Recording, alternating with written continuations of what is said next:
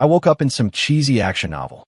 One second, I was in my cramped apartment, scarfing down instant ramen and grumbling about this brainless web novel called Dragon King's CEO wife, the Ice Queen's undercover bodyguard.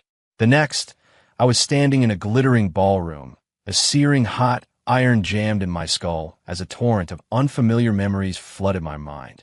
My head throbbed. I gripped the edge of a long table draped in white, blinking hard. The swaying red liquid in the crystal goblet before me reflected a strange face. Ridiculously handsome, with sharp brows and eyes like twin stars, flawless skin. But there was also a hint of pure idiocy and unshakable arrogance in his gaze. I knew this face. It belonged to the cannon fodder villain from the very novel I'd just been trashing, a character with my exact name, Ethan Stone, a textbook rich jerk, destined to be wiped out within the first 3 chapters, existing solely to serve as experience points, a punching bag, and a convenient ex-fiancé for the male lead. According to the original plot, this very evening, at a grand gala celebrating the upcoming Sterling Stone alliance, I, the original Ethan Stone, would get rejected by the female lead, the Ice Queen CEO, Ava Sterling. Humiliated, I try to lay hands on her in front of everyone. That's when the male lead, Jax Thorne, the Dragon King, lurking as a security guard, would leap in. He'd perform a heroic rescue, drop-kick me across the room, and deliver his iconic line. "You've got 3 seconds to vanish, pal, or you'll regret it." Naturally, the idiot villain that was the original me wouldn't back down. I call for my bodyguards. The result? Jax would flatten every single one of them, break one of my legs, and have me ignominiously tossed out of the ballroom, becoming the laughingstock of Olympus City. And that was just the beginning of the nightmare.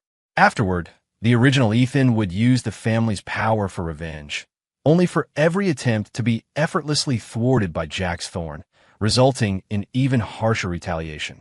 The Stone family's businesses would be systematically devoured until our entire empire crumbled. And I, the original me, would eventually be drowned in the river one rainy night, becoming fish food. The thought of that ending sent a shiver of cold dread down my spine, dampening the expensive custom suit I wore. No way. Absolutely not. I was not going to die. I scanned the ballroom. Guests clinked glasses, dressed in their finest, and picture of upscale serenity. But to me, this wasn't some high society banquet. It was my death warrant. My gaze cut through the crowd, locking onto the very center of the hall. A woman in a shimmering silver fishtail gown stood there, nursing a flute of champagne. Tall, with an aura of cool elegance, her stunning face was utterly devoid of emotion, as if the world around her held no interest. She was the female lead, the business queen of Olympus City, and my fiancée, Ava Sterling. Right now, she was surrounded by several prominent business moguls, yet her formidable presence wasn't diminished in the slightest. She looked more like a queen reviewing her subjects. It was her, the root of all my misery. According to the plot, in about 5 minutes, the original Ethan would approach her with a drink and begin his idiotic performance. I took a deep breath, my heart hammering against my ribs. No more waiting. To survive, I had to break the script. And the first step to breaking the script was to get away from Ava Sterling. And away for Jax Thorne. The best way?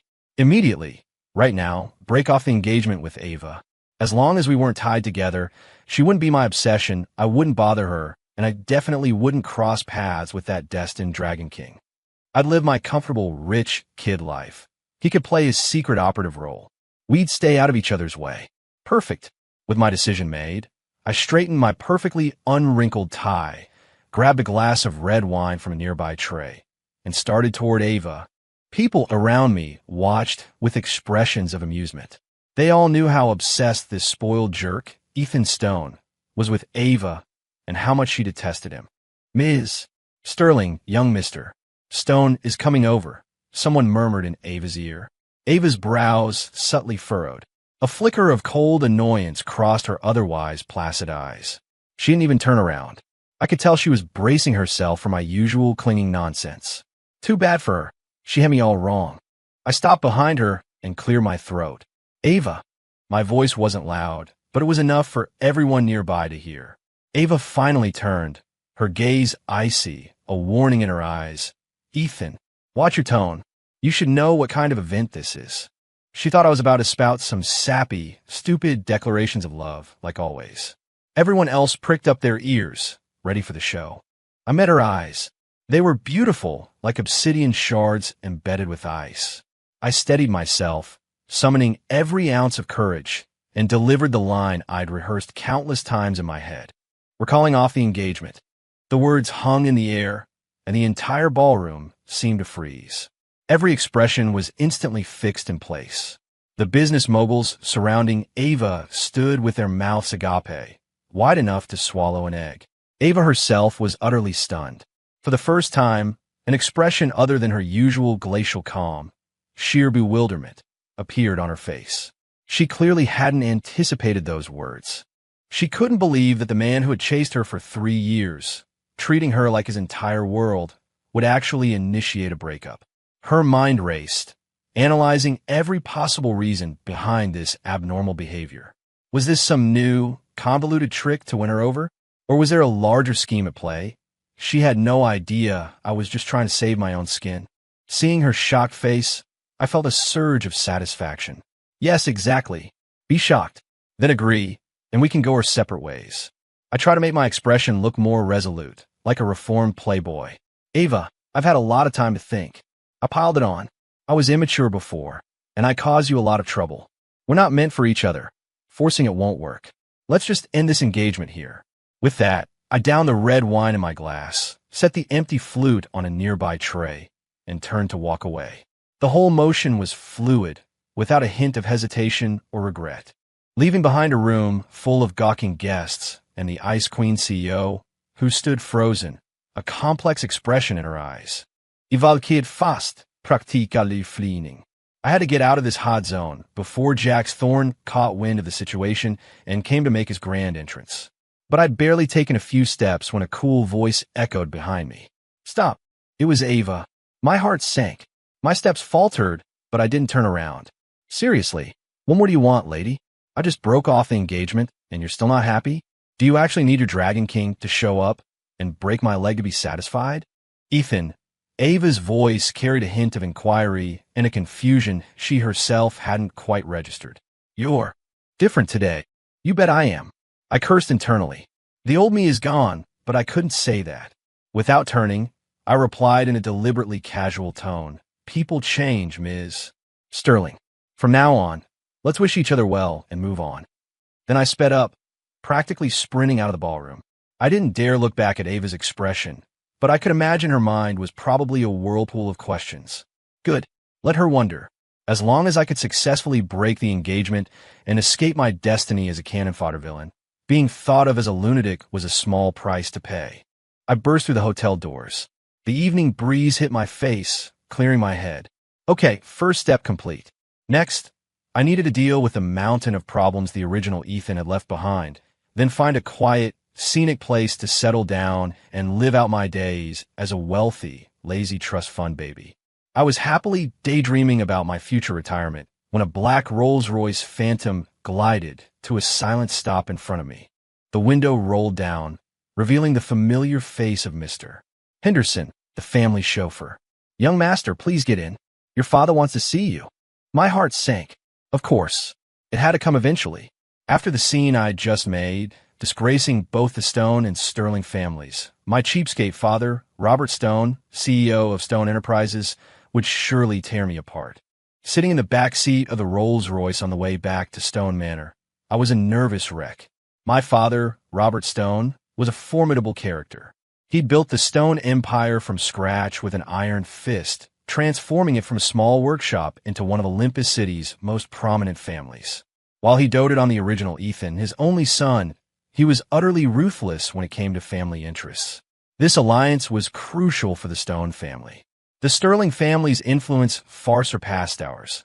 Aligning with them would elevate our businesses to another level. And I, by publicly breaking the engagement, had essentially slapped Robert Stone and the entire Sterling family in the face. The car smoothly pulled into the Stone estate, stopping in front of a brightly lit mansion. I took a deep breath and pushed open the door. In the living room, Robert Stone sat on the sofa, polishing a string of shiny prayer beads. His face was grim, dark enough to curdle milk. Beside him stood Mr. Henderson, the family butler. My father didn't even lift an eyelid as I walked in, only letting out a cold grunt. That single grunt hit me like a sledgehammer. Dad, I forced out, my voice low. So you still remember I'm your father? Robert Stone finally looked up, his eyes like daggers. Ethan, you've grown some nerve, haven't you? Breaking off an engagement at the Sterling Gala? Who gave you the right? He slammed his hand on the coffee table, making the teacups jump. Do you have any idea how much effort I poured into making this match happen? Do you have any idea what the Sterling family means to us? With one stupid word, you've ruined everything. I kept my head down, silent. I knew any explanation now would be pointless. In my father's eyes, I was just a spoiled idiot, sacrificing family interests for some ridiculous notion of self-respect. Speak, Robert Stone roared. I clenched my fists, then looked up at him. At this point, I might as well go all in. Dad, I don't like Ava. I don't want to marry a woman who doesn't love me. I trotted out the most cliché excuse. Don't like her. Robert Stone chuckled, a humorless sound. You chased her for 3 years, making a spectacle of yourself all over town. And now you're telling me you don't like her? Do you take me for a fool? That was then. This is now. I retorted, sticking out my chin. Anyway, I'm breaking off this engagement, and that's final. You. Robert Stone stood up in a rage, pointing a trembling finger at me. You ungrateful brat. I'm telling you, this marriage is not up for discussion. Tomorrow, you'll go to the Sterling estate yourself, apologize to Ms. Sterling, and beg her for forgiveness. I won't. I blurted out. Are you kidding me? Going to the Sterling estate now would be like walking into a trap. What if Ava changed her mind and actually wanted to marry me again? Wouldn't everything I'd done be for nothing? You've truly lost it. Robert Stone was completely furious. He grabbed an ashtray from the table, clearly intending to hurl it at me. Sir, no. Mr. Henderson, quick as a flash, wrapped his arms around him. Let go of me. I'll beat this good-for-nothing to death today. Robert Stone struggled. I stood my ground, unmoving. I knew he wouldn't actually hit me. Even a tiger wouldn't eat its cub, and I was his only son. Sure enough, after a brief struggle, Robert Stone slammed the ashtray onto the floor with a resounding crash. He panted, pointing at me. Fine, fine. You've grown wings, and I can't control you, can I? From today onward, I'm cutting off all your credit cards, freezing all accounts in your name. You won't get a single penny. We'll see how you survive without the Stone family name. Here it came. Economic sanctions. This was the standard move in all those novels, used by families against rebellious heirs. The original Ethan would have collapsed to his knees, begging for mercy. But I wasn't the original Ethan. Money, while important, was nothing compared to my life. Besides, would I really be penniless? As a transmigrator who had read the novel cover to cover, I knew all the future commercial trends and opportunities for massive wealth in Olympus City. Grabbing just one would be enough to live comfortably for the rest of my life. Thinking this, I calmed down. Whatever you say, I replied, my voice flat. These 3 words completely reignited Robert Stone's fury. He probably hadn't expected his ultimate trump card to have absolutely no effect on me. You, get out. He pointed at the front door, his finger trembling. Get out now. The Stone family has no son like you. Fine, I'll go. I turned and walked away without hesitation. Behind me, I heard Robert Stone's enraged roar and Mr. Henderson's frantic pleas. I didn't look back. Stepping out of the mansion, the evening breeze felt a little cool on my face. I patted my pockets. Phone, wallet, car keys. I had them all. Good. At least I wasn't leaving completely empty-handed. I opened the car door and got in. Now, I've been kicked out of the house, practically broke, aside from a few thousand in cash in my wallet, a disowned heir stranded on the streets. This plot, why did it feel so familiar? Wasn't this the standard starting point for a struggling protagonist in those urban power fantasy novels? I gave a wry smile. Too bad I wasn't the protagonist. I didn't have a Dragon King system backing me up, nor any secret operative training. My only golden finger was my brain, a brain crammed with the entire novel's plot. I started the car and drove away from Stone Manor. Where to next? I needed a place to stay. The original Ethan owned several properties, but they'd likely be frozen by my father soon. Looks like a hotel it was, for now. As I drove, I mentally mapped out my next steps. First, I needed money. Without it, I couldn't do anything. I quickly replayed the original plot in my mind. Got it. I remembered clearly. In Chapter 5 of the novel, Jack Thorne's first major turning point was when he used an insider tip to buy a plot of land that was about to be developed, making him rich overnight. That land, located in the west side flats of Olympus City, was currently a desolate, abandoned industrial zone. But in just 1 week, the city government would suddenly announce plans to build a brand new high-tech industrial park there. The land value would skyrocket 100-fold.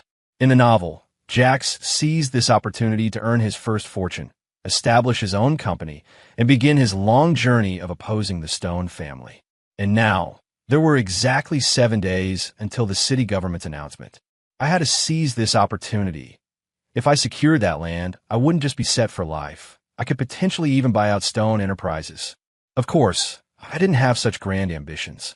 I just wanted to make some cash, then find a place where nobody knew me and live a quiet, comfortable life. The problem was, where would the money to buy the land come from? That plot, while cheap now, wasn't something a few $1,000s could cover. My father had cut me off. Where's I going to get such a large startup fund? I thought, my hand running through my hair in frustration. Suddenly, a thought flashed through my mind. The original Ethan. He had a secret stash. It was money he'd saved over the years from his allowance and other sources, secretly deposited into an offshore account that my father didn't know about and couldn't freeze. I immediately pulled over, grabbed my phone, and rummaged through the original Ethan's memories.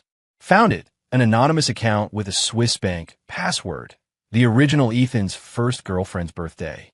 My hands trembled as I logged into online banking. When I saw the long string of zeros after the account balance, my breathing hitched. Tens, hundreds, thousands, tens of thousands. A full 80 million. My cheapskate predecessor was quite the little saver. With this much money, let alone buying that plot in the West Side Flats, I could buy out the entire abandoned industrial zone and still have plenty left over. I was so excited I almost yelled out loud. When one door closes, another opens.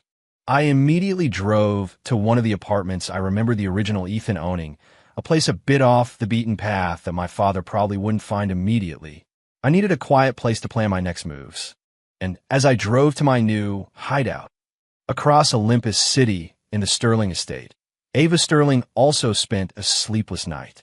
She stood by the massive floor-to-ceiling window, a glass of red wine in hand, the scene from the banquet replaying in her mind. Ethan Stone's words were calling off the engagement, well, like a stone thrown into the placid lake of her heart, sending ripples across its surface. She didn't believe Ethan genuinely wanted to break it off. How could the man who'd clung to her like glue for 3 years suddenly change? There had to be a plot behind this. A reverse psychology trick? Ava shook her head. Too crude. Ethan, though foolish, wasn't stupid enough to sabotage himself like that just to get her attention. Then, what's his motive? She couldn't figure it out. Just then, her personal assistant knocked and entered. Ms. Sterling, I have the information. Speak. After the banquet, Ethan Stone returned to the Stone residence, had a heated argument with Robert Stone, and was subsequently kicked out. Robert Stone has frozen all assets under his name. Kicked out. A flicker of surprise crossed Ava's eyes. To break off the engagement, he'd defy his family and even be disowned. That wasn't like the pleasure-seeking Ethan Stone she knew. Where is he now? We found that he went to a condo in the Azure Tower. He bought it with his own money. Robert Stone likely doesn't know about it yet. His own money. Ava was even more taken aback. Yes, we also checked and found that Ethan Stone has a secret offshore account with a substantial sum. The assistant handed her a tablet. Ava stared at the numbers, silent. She had always thought Ethan was just a parasite, leeching off his family. She never imagined he had such an unknown side. Continue. One more thing, Ms. Sterling. Just now, Ethan Stone used a large sum of money from that account to establish a shell investment company, and it fully purchased the abandoned industrial land in the West Side Flats. What? This time, Ava was truly shocked. That land in the West Side Flats was notoriously worthless, a money pit. Was Ethan crazy to spend so much buying it? Wait a minute. Countless thoughts flashed through Ava's mind. Ethan's abnormal behavior today, being disowned, using secret funds, buying a seemingly worthless plot of land. These seemingly unrelated events, strung together, pointed to an astonishing possibility. A bold theory began to form in Ava's mind. Ethan, he wasn't acting recklessly. He was playing a grand game.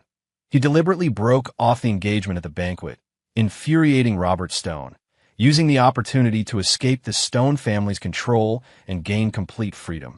Then he used his long-hidden funds to buy that land that everyone else overlooked. He must be gambling on that land, having immense potential for appreciation. But how could he be so certain? Did he have insider information? Ava's heart, for the first time because of a man, began to beat faster. She realized she had never truly known Ethan Stone. The spoiled brat in her impression, foolish, superficial, always trailing after her, had, overnight, transformed into a profound, calculating strategist. Interesting. A cold curve formed on Ava's lips. Ethan Stone, I'm eager to see what you're truly up to. She picked up her phone and dialed a number. Keep a close eye on Ethan Stone's every move. Also, send me all the relevant documents for that West Side Flats land. Hanging up, Ava gazed out at the night, her eyes gleaming with an intensity she'd never shown before. For the first time, she felt a strong, compelling interest in Ethan Stone. Meanwhile, back in his apartment, scarfing down takeout ramen, I had no idea I was being watched. Nor did I know that my desperate attempts to save my own skin had, in the female lead's imagination, transformed into an earth-shattering commercial gamble. I sneezed. Who was talking about me? Forget it, I wasn't going to worry about it. In 7 days, once the land value soared, I'd sell it, pocket a few billion, and travel the world. Ava Sterling, Jax Thorne, they could both go to hell. Over the next few days, I lived the dream life of a slacker. Waking up naturally, ordering takeout, playing video games, watching movies. I completely put the Stone family and Ava Sterling out of my mind. I even made time to hit the mall and get myself a new wardrobe. Gone were the flashy, I'm rich styles of the original Ethan. I opted for low-key, comfortable casual wear. I felt like an old executive on the verge of retirement, already settled into my golden years. This kind of peaceful, laid-back life was simply too awesome. During this time, Mr. Henderson called me a few times, urging me to go back and apologize to my father. Of course, I firmly refused. Are you kidding? Going back now would be like giving away the freedom I just earned. As for Robert Stone, he was probably still fuming. But I didn't care. Once I sold that West Side Flats land and became a multi-billionaire, would his happiness even matter? By then, maybe he'd be the one begging me to return to the family.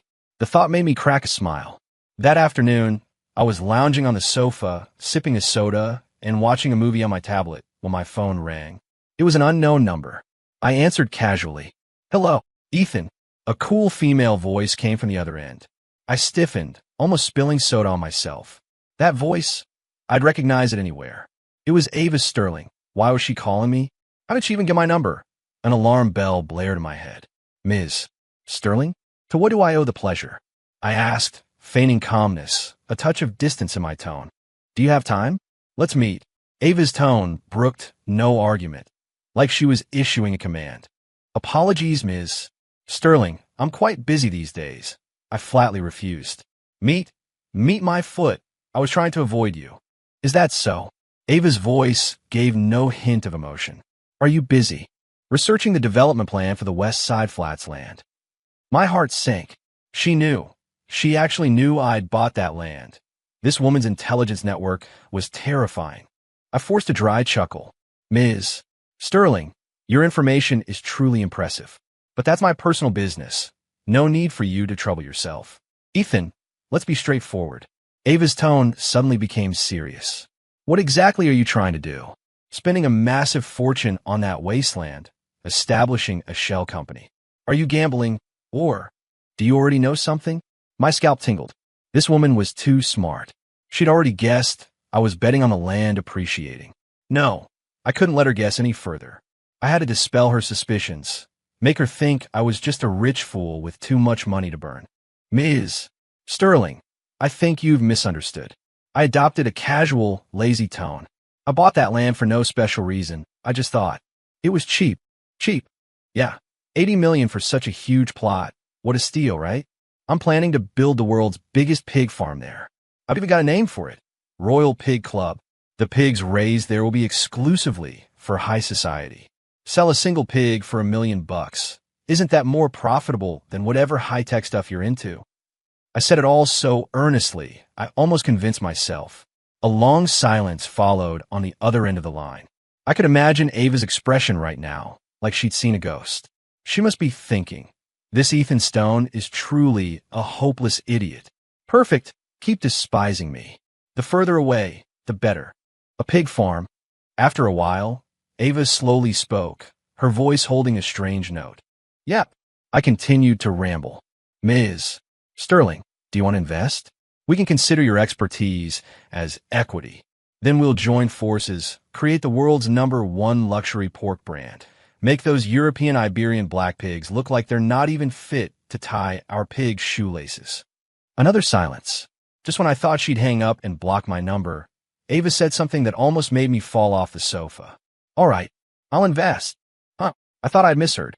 I said, I'll invest in your pig farm. Ava's voice was calm, but beneath that calm, there seemed to be an emotion I couldn't decipher. You're not kidding, are you?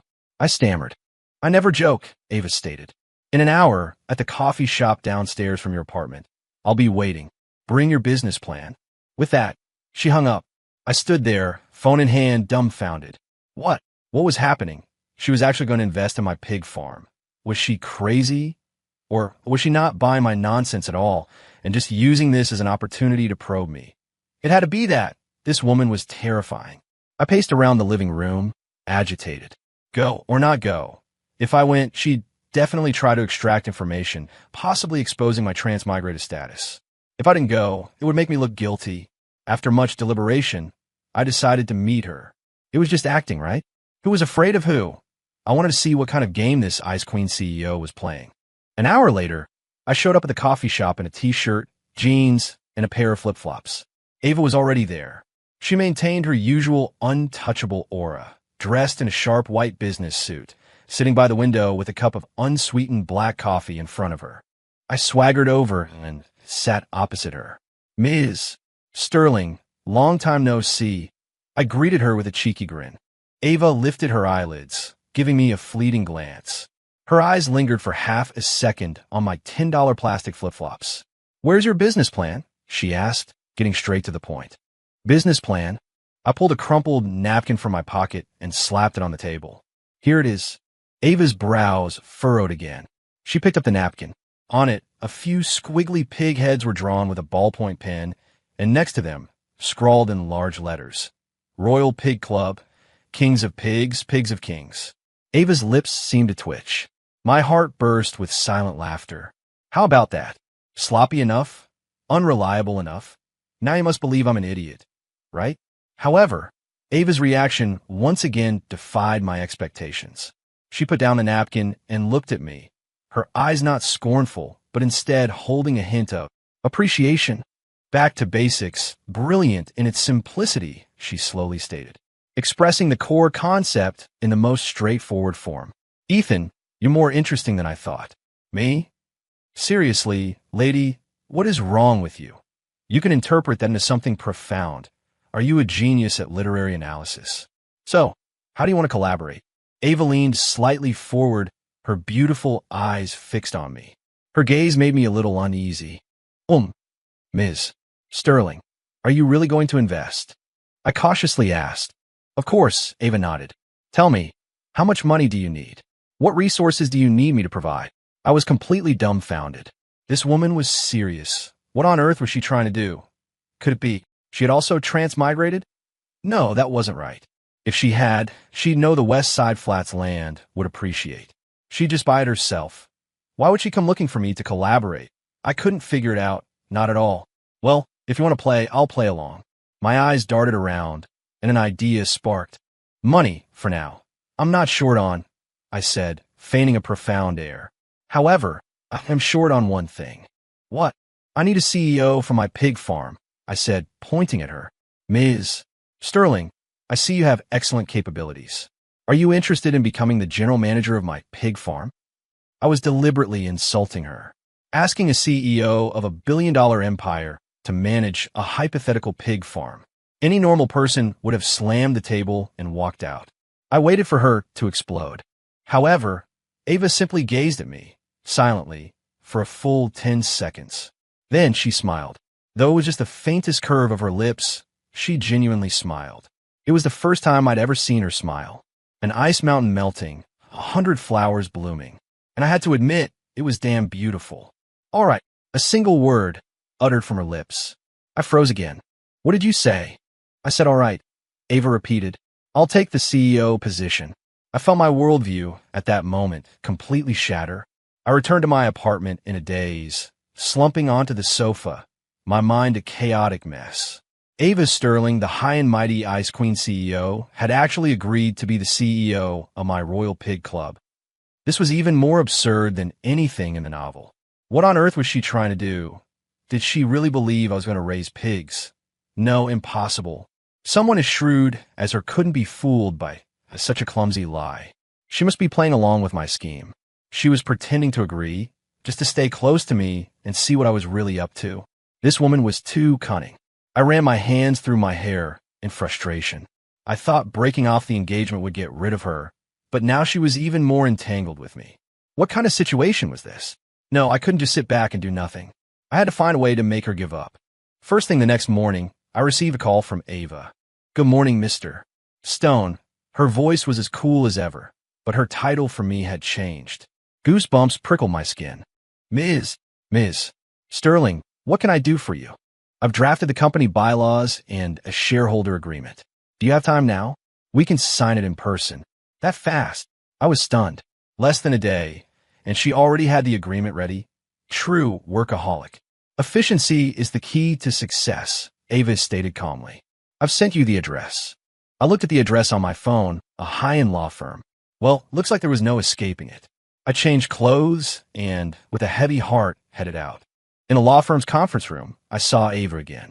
Today, she wore a black power suit, her hair meticulously pulled back into a bun, looking even more formidable than yesterday. She pushed a thick stack of documents toward me. Take a look. If there are no issues, please sign. I picked up the documents, pretending to flip through them. The shareholder allocation was simple.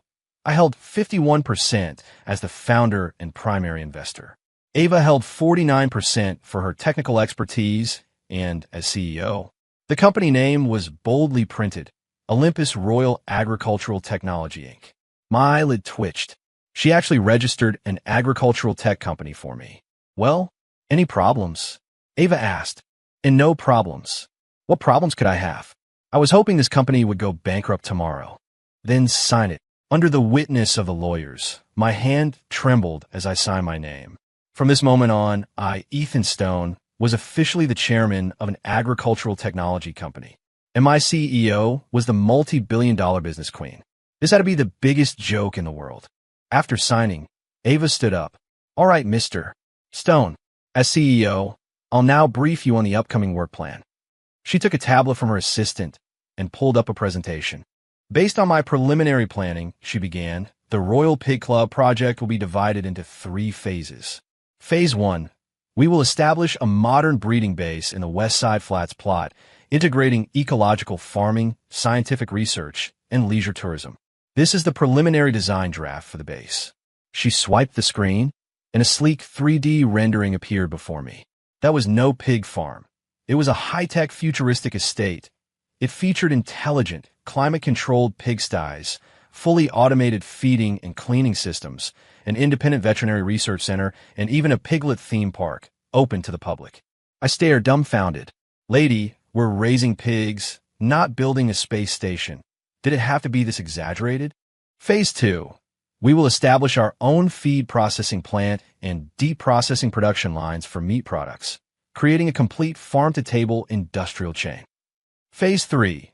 We will launch our high-end pork brand, King Pig, both online and offline, focusing on an organic, healthy, and luxury brand concept, targeting the global elite as our clientele. Ava spoke eloquently, her points clear, logical, and meticulously organized. If I didn't know she was just playing along with my act, I would almost believe she was serious about making this pig farming venture a huge success. Mr. Stone, what do you think of my plan? She asked, looking at me after she finished. What could I say? That she was burning money? That she was being ridiculous? No, I had to play along and be even more outlandish than her, make her think I was truly insane. I cleared my throat, putting on a dissatisfied air. Ms. Sterling, your plan is far too conservative. Ava raised an eyebrow. Oh, does Mr. Stone have a better suggestion?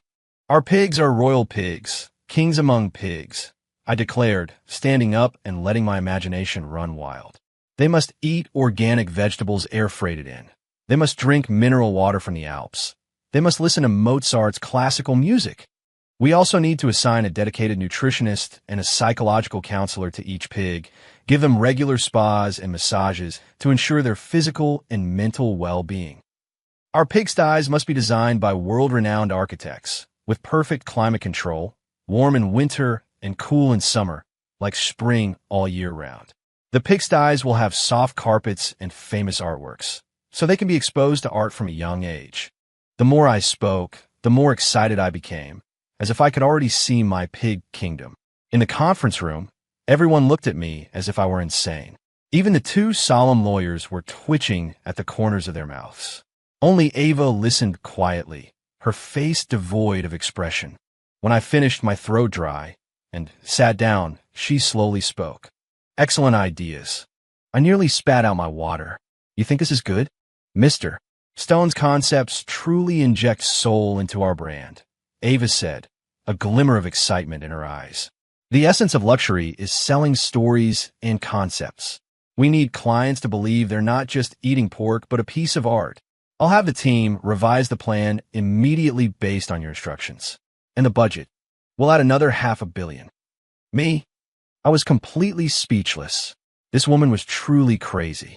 To play along with my act, she was actually willing to pour hundreds of millions into this game. What was her angle? Could it be? She really fell for me. The thought flashed through my mind, startling me. Impossible, absolutely impossible. She was the Ice Queen CEO. How could she be interested in a rich jerk like me? It had to be my imagination. After the meeting, I walked out of the law firm like a zombie. Ava followed me. Mr. Stone, what's your next plan? I'm going home to sleep, I said weakly. Perfect. I also need to conduct an on-site inspection of the West Side flats. I could drop you off. Without giving me a chance to refuse, she opened the door to her Bentley. I had no choice but to get in. The atmosphere in the car was a little awkward. I stared out at the rapidly receding streetlights, mentally calculating how to make this woman give up. Got it. I remembered that in the original novel, Jax Thorne and Ava's relationship deepened during a business gala. Ava was drugged by a rival company CEO. Jax appeared just in time to save her, and then something indescribable happened between them in a hotel room. Although Jax ultimately stopped himself at the last moment with immense willpower, their relationship progressed by leaps and bounds. That gala was apparently in 3 days, and the rival CEO who drugged her, Victor Hayes, was a notorious pervert. If I could make something happen between Ava and Victor, no, that's too devious. While I wanted to get rid of her, I couldn't use such underhanded tactics. Then, what if I could prevent the incident from happening? As long as Jax didn't get his hero saves damsel moment, his and Ava's relationship wouldn't deepen. Maybe, in frustration, Ava would shift her focus back to her Dragon King and leave me alone. Yes, that's the plan. With my decision made, my mood lightened slightly. What are you thinking about? Ava's voice suddenly broke my thoughts. Nothing. I snapped back to reality. Just thinking if our first batch of pigs should be Berkshire pigs from England or Kagoshima black pigs from Japan. Ava glanced at me, her gaze complex. She probably thought my thought processes were beyond her comprehension. She didn't know I wasn't thinking about pigs at all, but how to create an opportunity for her and her destined hero. I was such a selfless, good person. The car soon arrived at my apartment building. Mr. Stone, there's a business gala in 3 days. Many investors from the agricultural sector will be attending. I managed to get you an invitation. Before I got out, Ava handed me a gilded invitation card. You can use it to promote our Royal Pig Club. I took the invitation, my heart soaring. Speak of the devil. Wasn't this the exact gala where Victor Hayes was planning his move? Great, I'll definitely be there, I readily agreed. Watching my retreating back, Ava sat in the car, not starting the engine for a long time. Her assistant couldn't help but ask, Ms. Sterling, Do you really believe he wants to raise pigs? Music spas. It's so absurd. Ava shook her head, a faint, unnoticeable smile playing on her lips. You don't understand. Of course, she didn't believe Ethan wanted to raise pigs. Everything Ethan said to her was a test. He used the most absurd words to test her limits, to test her resolve. And she, in turn, responded to his tests with the most unwavering actions. The more he acted like a madman, the more it proved how vast and astonishing his true plan was. He was afraid. He was disguising himself. He was using layers of absurdity to conceal his real objective, one that could potentially overturn Olympus City's entire business landscape. As for the West Side Flats land, a sharp glint flashed in Ava's eyes. Just yesterday, she had used all her resources and finally uncovered a top-secret piece of information. In 3 days, the city government would hold a press conference to officially announce the launch of the Westside High-Tech Industrial Park project. This news was so confidential that, apart from a few key high-level officials, fewer than 5 people in all of Olympus City knew about it. Yet Ethan Stone had made his move a full week in advance, with pinpoint accuracy. He wasn't gambling. He was 100% certain. Who was this man? What hidden power lay behind him? Ava felt like she was solving the most complex puzzle, dangerous, yet fatally attractive. Drive, she said, regaining her composure, her voice returning to its cool tone. Find out if Victor Hayes of Hayes Group will be attending that gala in 3 days. She had a premonition. That gala would not be peaceful. And Ethan Stone, he definitely wasn't going to that gala to promote his pig farm. He had another purpose. 3 days later, at the Celestial Grand Hotel, I stood in a corner of the ballroom, nursing a glass of champagne, bored out of my mind, wearing a borrowed custom suit. Ava, as the business queen, was immediately swarmed upon entering, barely sparing a glance my way. This suited me perfectly. My mission wasn't to network. It was to play matchmaker. While pretending to admire the art on the walls, I subtly scanned the crowd. Soon I spotted my 2 targets. Target 1, the male lead, Jax Thorne, the Dragon King. He wasn't in a security uniform today, but a waiter's outfit, weaving through the crowd with a tray. His eyes were cold, like a lone wolf lurking in the shadows, completely out of place with the festive atmosphere.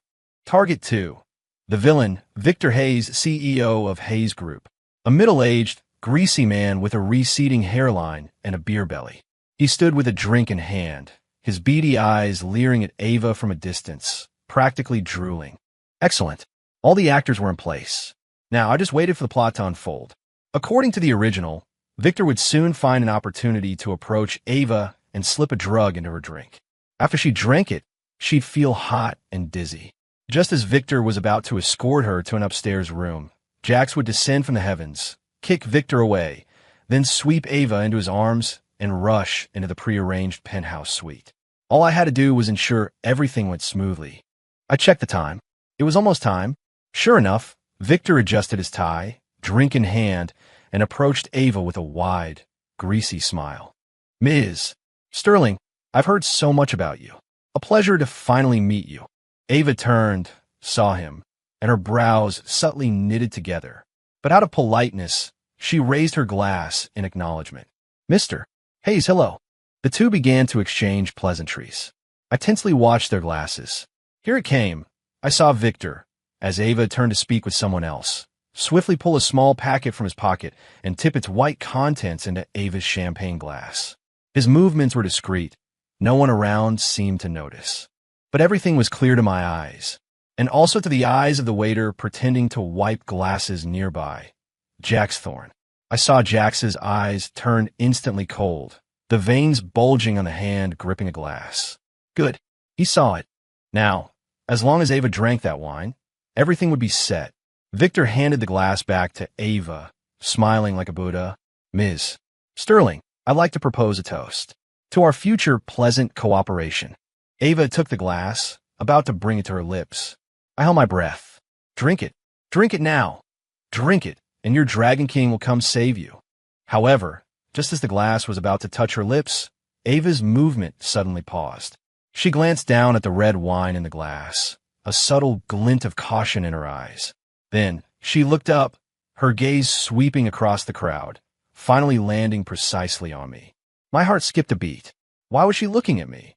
Did she realize I was watching her? Ava looked at me, and a meaningful smile suddenly curved her lips. Then she did something that caught everyone by surprise. She walked straight toward me, holding the drugged drink. I was stunned. What was she doing? Victor was also stunned, frozen in place, unsure what was happening. Jax was also stunned, his rush to intervene abruptly halted. Under the gaze of every guest, Ava stopped in front of me. Mr. Stone, it's dull standing alone here. Her voice was soft but loud enough for everyone around to hear. Come, let me share a drink with you. With that, she extended the glass in her hand toward me. I stared at the drink, feeling my scalp crawl. What kind of plot twist was this? This wasn't how the script went. Why are you coming to me? You should drink it and wait for your hero to save you. What? Mr. Stone, are you refusing? Ava raised an eyebrow, seeing me hesitate. What could I do? I couldn't exactly tell everyone that the drink was spiked, could I? That would be confessing that I'd been spying on her. With a forced smile that was uglier than a grimace, I took the glass. How could I? I stammered. It's my honor to drink with Ms. Sterling. Then drink up, Ava said, picking up a fresh glass from a passing waiter's tray and gesturing with it. I looked at the glass in my hand, feeling it weigh a ton. Drink it or not? If I drank it, I'd be affected. Then would Jax come save me? Or would Victor come to my aid? The imagery was too horrible to contemplate. If I didn't drink it, Ava would definitely get suspicious. She'd think I had something to hide, that I knew the drink was tainted. Then my transmigrator identity might be exposed. Just as I was wrestling with this dilemma, I suddenly glimpsed Jax Thorne in the distance. He was staring intensely at me, his eyes filled with warning and murderous intent. He seemed to be telling me with his eyes, dare to drink that and see what happens. I instantly understood. In his eyes, Victor and I were in cahoots. It was me who instigated Victor to drug Ava, and now I was pretending to be a good guy, hoping to play the hero myself. Now Ava had given the drink to me, effectively calling my bluff.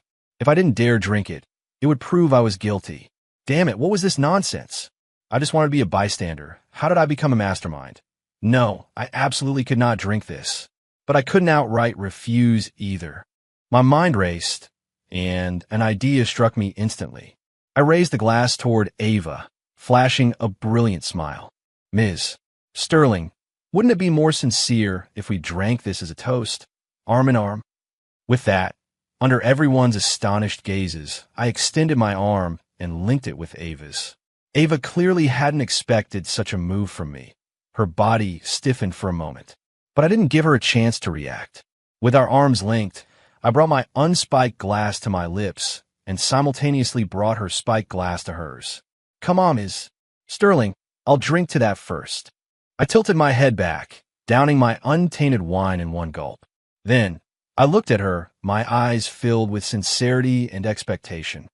Now it's your turn. That tainted drink is right at your lips. Will you drink it or not? The ball was back in her court.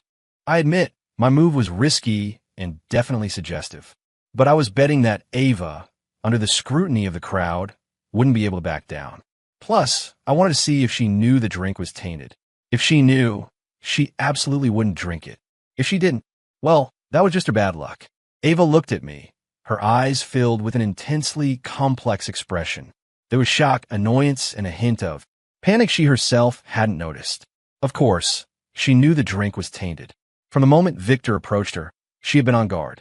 The reason she offered the drink to me was to test me. She wanted to see my reaction when I knew the drink was problematic. She had anticipated countless possibilities. I might panic, make excuses, or directly expose Victor. But she never imagined I would use a linked arms toast to throw the problem back at her. This move was ruthless. It not only resolved his own crisis, but also put her in an impossible situation. At this moment, all eyes were on the two of us. If she drank, she would be affected. If she didn't drink, it would be a public admission that her relationship with me wasn't intimate enough for such a toast. This would make their alliance awkward again, just as it had started to thaw. More importantly, it would turn her earlier action of approaching me with a drink into a joke. This man, how did he come up with such a solution? Ava's mind was in turmoil, and I, composed, watched her, a faint smile playing on my lips. Come on, let's hurt each other. Just then, a discordant voice rang out. What are you doing? It was Jax. He finally couldn't hold back, lunging forward and slapping our linked hands apart. With too much force, the drink in Ava's hand flew out, arcing a red trajectory through the air, and then, unfailingly, it splattered directly onto Victor Hayes's face, who was watching from nearby. Victor was soaked in red wine, looking utterly disheveled. Before he could even react, Jax's icy gaze swept over him. Get lost. One word, filled with murderous intent. Victor was so startled by that look that he didn't dare utter a sound, scurrying away like a whipped dog. A crisis dramatically averted. I looked at Jax Thorne, internally wanting to give him a standing ovation. Good man, perfectly timed. However, Jax didn't give me a kind look. He grabbed my collar, pulled me aside, and hissed in a voice only we could hear, Ethan Stone, I'm warning you, stay away from her. Try any more stunts like that, and you won't see tomorrow's sunrise. I roll my eyes. That line again. Can't he come up with something fresh? Dude, you've got it all wrong, I said, patting his hand. I'm not with that fatty. I was protecting her. Protecting? Jack sneered. With a linked arms, toast? Do you think I'm an idiot? Believe what you want, I said, too lazy to explain. The crisis was averted, and my goal was achieved. Though the process was a bit convoluted, the outcome was good. Jax and Ava had another hero saves damsel interaction. I had done my part and slipped away, my good deed unseen. I straightened my collar, ready to make my escape. Stop. Ava's voice came from behind me again. I closed my eyes in despair, my back to her. Seriously, lady, what now? I turned around and saw Ava looking at me with an unprecedented, extremely complex expression. You knew all along, didn't you? She asked. Knew what? I played dumb. You knew Victor had put something in the drink. Her tone was certain. My heart jumped. How did she know I knew? You just now. Were you intentionally helping me out? Her voice held a hint of uncertainty. I looked at her, then at Jax Thorne, who was still glaring fiercely nearby. I suddenly felt like I'd messed up. I meant to bring them together, but it seemed I'd made Ava misunderstand something. She didn't seem to think I was a shameless scoundrel. Instead, she thought I was protecting her in a unique way. Seriously, this works? After returning from the gala, I locked myself in my apartment for 2 whole days. I needed to calm down. Events had spiraled completely out of my control.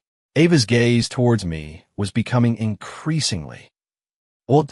She no longer saw me as a cunning schemer to be wary of, but rather as an interesting, intriguing, kindred spirit. This realization terrified me. I didn't want to be her kindred spirit. I just wanted to be an ordinary rich kid, living out my days without a care. What bothered me even more was that the West Side Flats land was going to be announced for development tomorrow. When that happened, the land value would skyrocket, and I would become a multi-billionaire overnight. To others, this was a fantastic stroke of luck. But to me, it was a huge problem, because it would further confirm Ava's suspicions, making her even more convinced that I was a deeply hidden business genius. And then, she would cling to me even tighter. I paced agitatedly around the room, strategizing. Maybe I should sell the land and just run away tonight. No, selling now would mean too low a price. I couldn't stomach that. Besides, Ava definitely had people watching me. The moment I sold the land, she'd know. Then she'd probably concoct some new scenario about me shedding my skin or having other motives. After much thought, I realized I seemed to be in a bind. No matter what I did, through Ava's filter, it would be interpreted as having profound meaning. Ding dong. The doorbell rang. I peered through the peephole, and my heart instantly sank. It was Ava.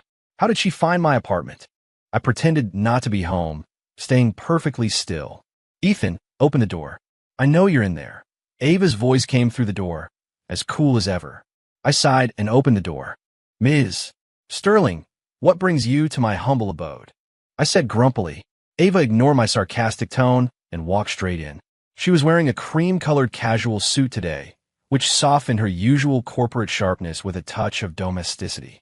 She glanced around my living room, which looked like a pigsty, and her brows furrowed again. You live here.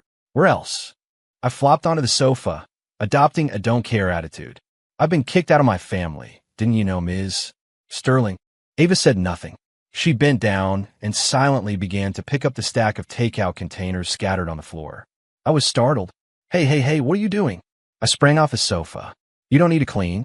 I'll get to it later. Having a multi-billion-dollar CO clean my apartment felt like a bad omen. Ava ignored me. She put all the trash into a bag and then walked over to me. Ethan, let's talk. Talk about what? Our grand pig farming enterprise. I continued to play the fool. Ava looked at me, a hint of exasperation in her eyes. Stop pretending, she said. I know you didn't buy that West Side Flats land to raise pigs. My heart clenched, but my face remained impassive. Oh, then what was it for? To wait for it to appreciate, Ava stated word by word. My pupils contracted. She really did know. Tomorrow morning at 10, the city government will hold a press conference to announce the launch of the West Side High-Tech Park project. At that time, the land you hold will be worth at least 50 times more. Ava calmly laid out this fact, as if discussing a trivial matter. I, however, was completely speechless. Not only did she know what I was going to do, she even knew the exact timing. This woman's power was even more terrifying than I'd imagined. How did you know? I couldn't help but ask. That's not important. Ava shook her head. What's important, Ethan, is who are you? She stared intently at me, as if trying to peer into my soul. Why would you know this top-secret information, which even I had to exert considerable effort to uncover? Your meticulous planning, your departure from the Stone family, your massive investment in worthless land. Everything you've done isn't something an ordinary spoiled heir could accomplish. Who is behind you? I fell silent. How was I supposed to answer? Tell her I was a soul from another world, and I'd read the script? Would she believe me? She'd just think I was truly insane. Seeing my silence, Ava seemed to misunderstand something. Her gaze suddenly held a hint of pity. Do you have some unspoken hardship? She asked tentatively. Are you doing all this because someone is forcing you? Me? Lady, how does your brain work? Now you're cooking up a tragic backstory. You deliberately act reckless and absurd to throw people off, don't you? Ava continued her analysis. You must be living a very exhausting life, aren't you? I opened my mouth, unable to say anything. Me exhausted? I've been eating and sleeping these past few days. I wasn't exhausted at all. Ethan, you don't have to pretend anymore. Ava's eyes suddenly became incredibly firm. From now on, I'll help you. Help me with what? I asked, bewildered. Help you fight against whoever is behind you. Help you reclaim everything that belongs to you. Ava stated decisively. From the moment we signed that agreement, we're on the same team. Your enemies are my enemies. I felt like my brain couldn't keep up. Why had things escalated like this? I just wanted to break off an engagement and slack off. How did I inexplicably gain an ally who wanted to help me fight against a behind-the-scenes mastermind? And this ally was the very person I most wanted to avoid. Ms. Sterling, you really have it all wrong. I tried one last-ditch effort. There's no one behind me. I just got lucky, and it was a good guess. Luck. Ava smiled, a knowing smile that said, I understand you. Once is luck, twice is luck. What about the gala? Was that luck too? You clearly knew Victor Hayes was up to something, yet you didn't expose him directly. Instead, you used a method that was almost humiliating, forcing him to reveal his own hand, while also preserving my dignity. Is that flawless cunning also luck? I completely gave up on explaining. Fina, believe whatever you want. I was tired. Just let it all burn. Think whatever you want. I slumped back onto the sofa, my voice listless. Seeing my what's the point attitude, the pity in Ava's eyes deepened. She thought I'd been exposed and given up my pretense. Don't worry, I won't ask about your secrets, she said softly. I just want you to remember, you're not fighting alone. With that, she took a black card from her bag and placed it on the table. This is my private contact number, available 24/7. For now on, if anything happens, contact me directly. No need to go through my assistant. Also, don't go anywhere for the next few days. Just stay home. I'm worried that you've stirred up trouble, and people might react impulsively, putting you at risk. I'll have people protect you downstairs 24 hours a day. I stared at the pure black card on the table, with only a number printed on it, feeling a massive headache coming on. Great. Not only was I entangled, I was also under surveillance. My slacker life was over. After seeing off Ava, that walking plague, I slumped to the floor, feeling utterly dejected. Meanwhile, in another corner of Olympus City, Jax Thorne, the Dragon King, had just received the latest intelligence about me. What did you say? Ethan Stone bought the West Side Flats land, and it's being announced for development tomorrow. Jax listened to his subordinate's report, his face grim. He himself had been eyeing that land. He'd used his connections from his mercenary days abroad to get that insider tip. He had planned to borrow money to acquire that land, using it as capital for his resurgence. But he never imagined that Ethan Stone, that spoiled brat he despised the most, had beaten him to it. How did he get that information? Jax was baffled. We don't know, boss. We checked. He has no discernible source. It's like he just knew out of nowhere. Impossible. Jax slammed his fist on the table. There's no such thing as success without reason in this world.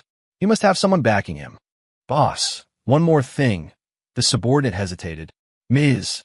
Sterling went to Ethan Stone's apartment this afternoon and stayed for nearly an hour. And she's deployed her most elite bodyguards downstairs at his apartment building for 24-hour protection. What?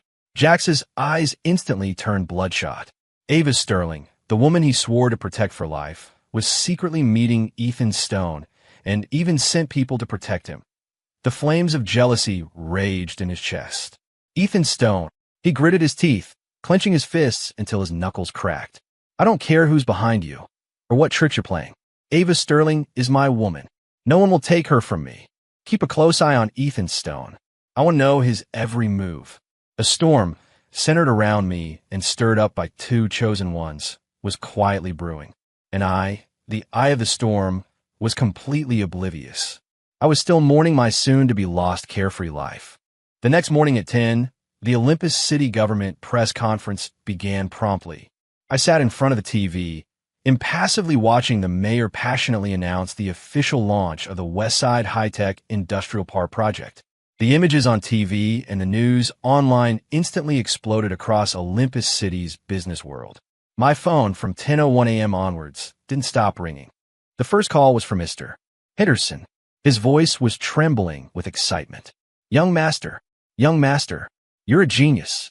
How did you know the West Side Flats land was going to be developed? Your father. You want me to ask you when you're coming home? Home, I scoffed. They certainly didn't have this attitude when they kicked me out. Not coming back, I said flatly. I have nothing to do with the Stone family anymore. With that, I hung up. Next came calls from various friends and relatives, some I knew, some I didn't, who used to ignore me, but were now overflowing with enthusiasm. Without exception, they were all trying to extract information or wanted a piece of the pie. I ignored them all, switching my phone to airplane mode. The world finally fell silent. I watched the so-called experts on TV spouting theories about the future value of the West Side Flats land, feeling utterly unimpressed. A billionaire. It had happened so easily, but I couldn't feel happy because I knew this was just the beginning of my troubles. Sure enough, not long after, the doorbell rang again. I didn't even need to look to know who it was. Aside from Ava, no one dared to knock on my door while I was protected. I opened the door, and Ava stood there, holding two exquisite food containers. Congratulations, Mr. Stone, she smiled at me. A billionaire overnight. How does it feel? It doesn't, I said, letting her in, my tone flat. It's all just superficial fame. My unfazed by fortune or favor demeanor was, to Ava, clearly another display of my profound and mysterious nature. The admiration in her eyes intensified. I had the chef from that Michelin restaurant prepare a few dishes to celebrate, she said, setting the food containers on the dining table and arranging the dishes one by one. Lobster bisque, wagyu steak, truffle pasta, all the things I used to love. But now, looking at them, I had no appetite whatsoever.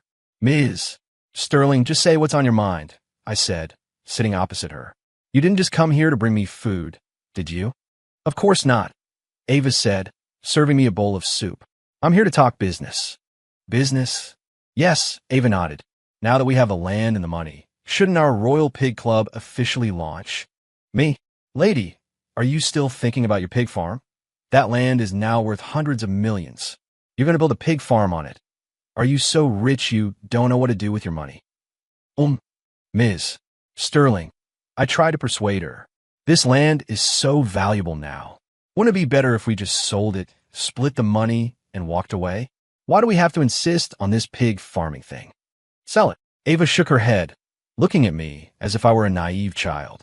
Ethan, your vision shouldn't be so narrow. A single piece of land, even if it rises to 100 billion, is just a one-time transaction. But if we can use this land to build a revolutionary business empire, its value will be limitless. And the business empire you're talking about is pig farming.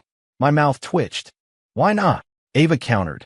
Everyone assumes you'll sell the land for a high price or build real estate on it. But you won't. You're doing the opposite, building the world's most luxurious pig farm in a prime, high-tech district.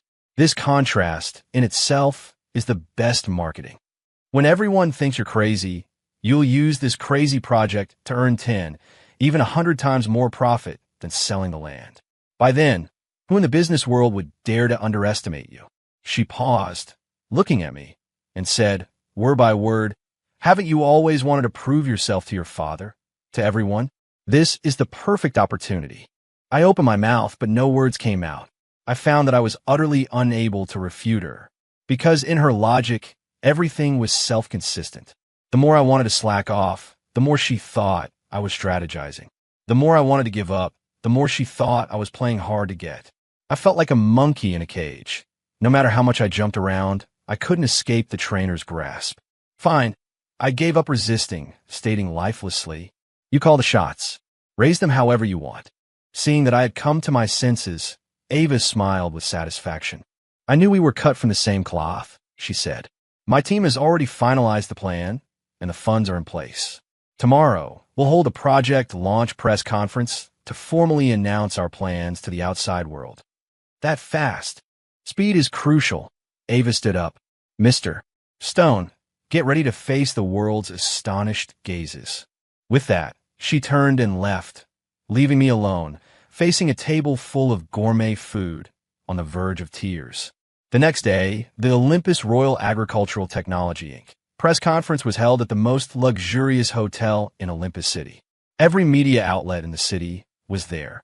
Everyone wanted to know how this newly minted billionaire, Olympus City's most mysterious stock market wizard, would handle his golden treasure trove of land.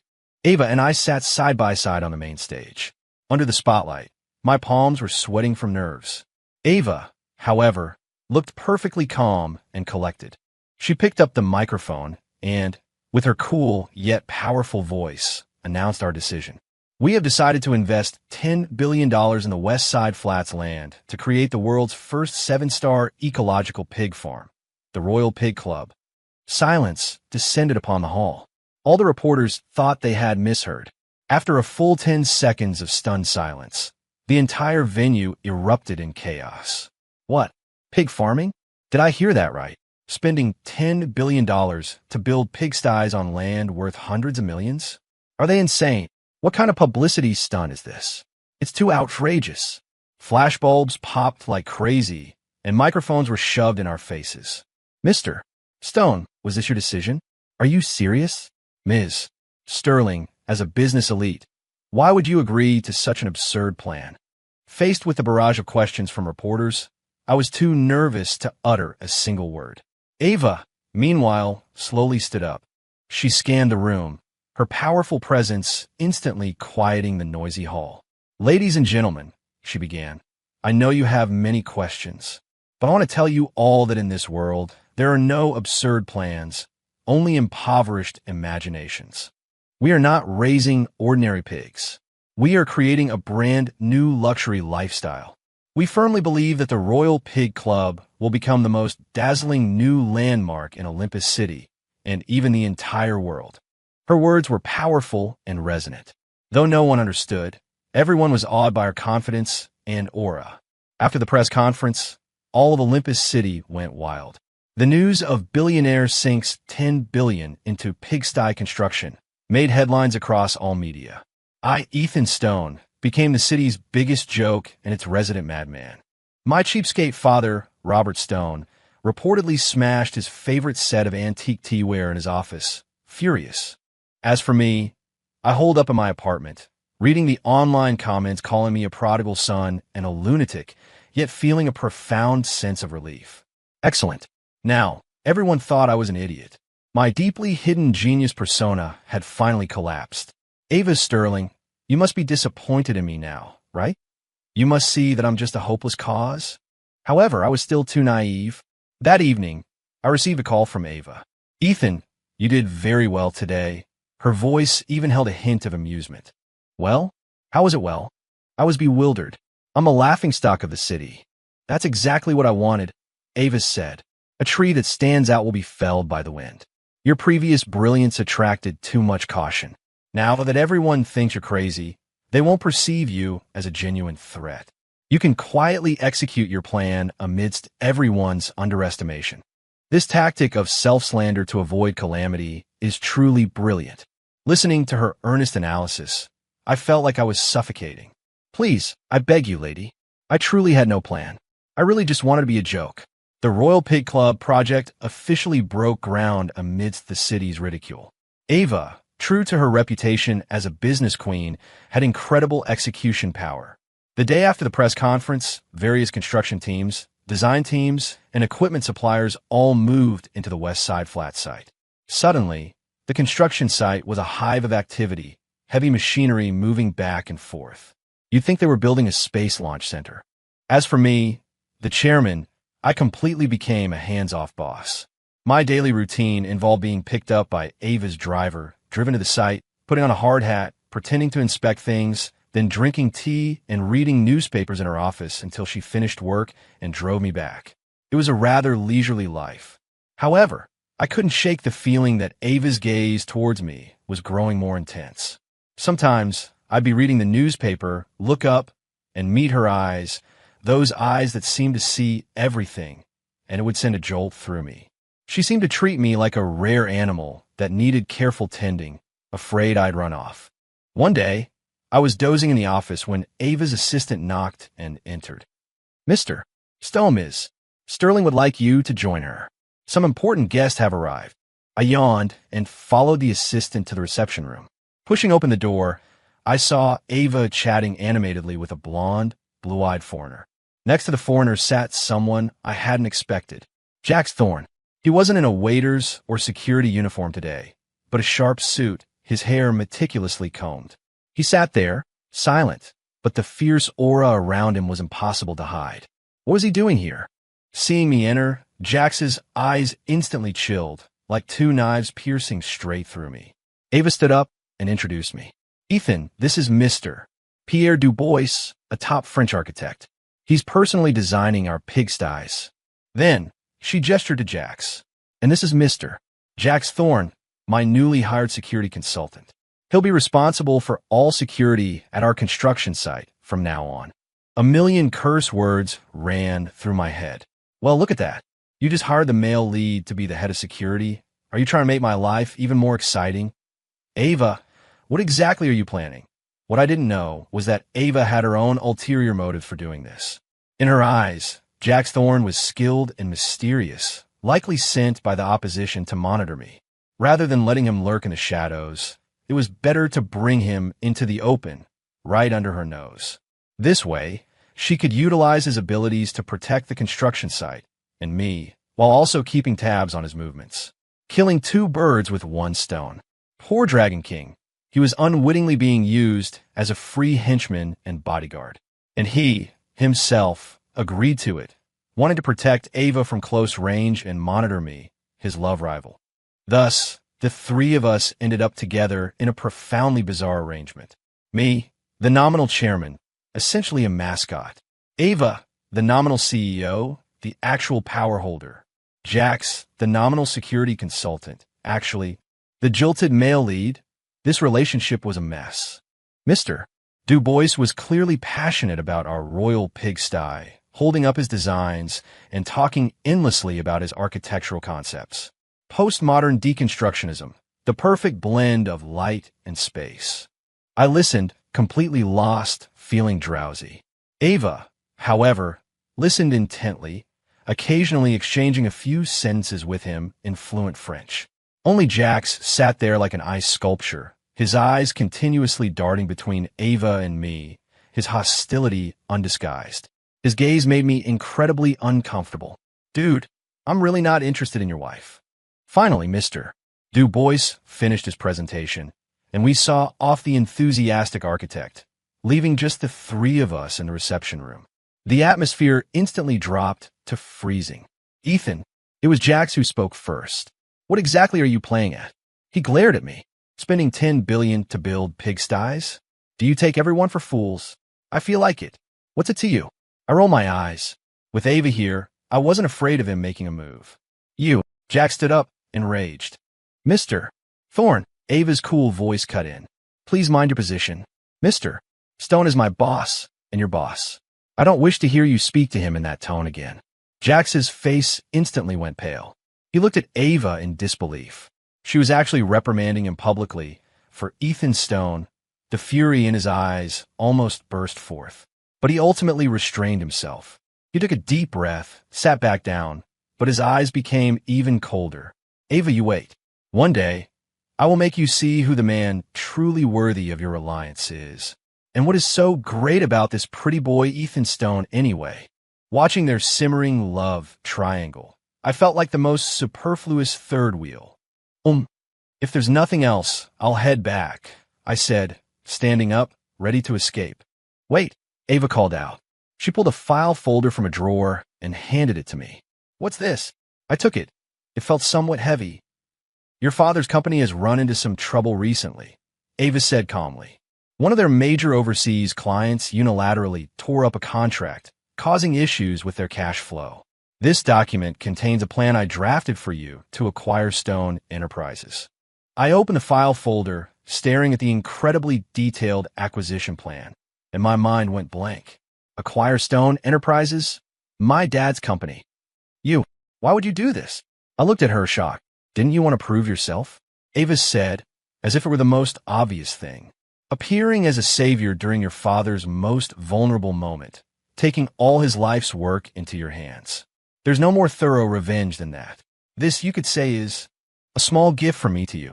She said it so casually, as if it were an insignificant matter. But my hands and feet felt cold. This woman was terrifying. Her mind was truly unfathomable. She not only wanted to help me build a business, but also help me get revenge. When did I ever say I wanted revenge on my dad? I just wanted to distance myself from him. Beside us, Jax Thorne's pupils also contracted sharply when he heard the words acquire Stone Enterprises. He finally understood what a massive game Ethan Stone and Ava Sterling were playing. They weren't raising pigs at all. The pig farm was just a cover, a smokescreen to numb everyone, to attract all attention. Their true goal was to secretly maneuver and swallow up the entire Stone Enterprises in one swift move.